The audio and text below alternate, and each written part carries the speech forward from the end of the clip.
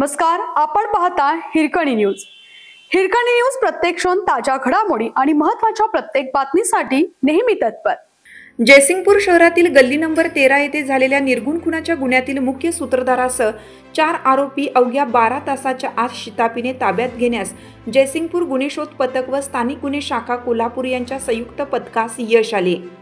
सदर गंभीर गुन्ह्याच्या तपासाबाबत पोलीस अधीक्षक श्री योगेश कुमार गुप्ता, अप्पर पोलीस अधीक्षक अण्णासाहेब गायकवाड, उपविभागीय पोलीस अधिकारी अमोल ठाकूर यांनी स्थानिक गुन्हे अन्वेषण शाखा कोल्हापूर व जयसिंगपूर गुन्हे शोध पथकाकडील पोलीस अधिकारी व अंमलदार यांना योग्य त्या सूचना देऊन सदरचा गंभीर गुन्हा उघडकीस आणण्याबाबत योग्य त्या सूचना दिल्या होत्या।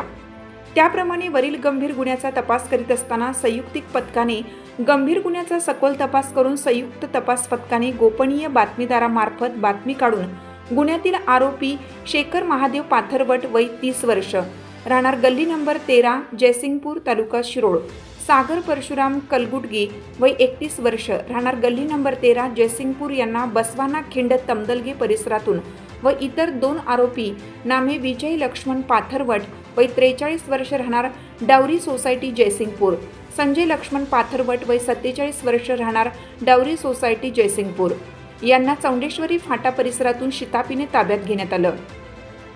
सदर 4 आरोपींना ताब्यात घेऊन जयसिंगपूर पोलीस ठाण्यास आणून त्यांच्याकडे गुन्ह्याच्या अनुषंगाने संयुक्तिक पथकाने सखोल चौकशी केली असता त्यांनी सदर खुनाच्या गुन्ह्याची कबुली दिली आहे। गुन्ह्यातील उर्वरित 2 आरोपींचा अद्याप शोध सुरू असून सदर 4 आरोपींना गंभीर गुन्ह्याच्या तपासकामी अटक करण्यात आली आहे। सदरची कारवाई पोलीस निरीक्षक सत्यवान हाके, पोलीस निरीक्षक रवींद्र कळमकर, सहाय्यक पोलीस निरीक्षक सागर वाघ, पोलीस उपनिरीक्षक युनुस इनामदार, पोलीस उपनिरीक्षक शेष मोरे, पोलीस अंमलदार निलेश मांजरे, ताहिर मुल्ला, महेश खोत, संजय कुंभार, रहिमान शेख, बाळासाहेब गुत्ते कोळी, लखन पाटील, हंबीराव माने या पथकाने केली आहे। हिरकणी न्यूज करिता जिल्हा प्रतिनिधी विवेक कांबळे, जयसिंगपूर।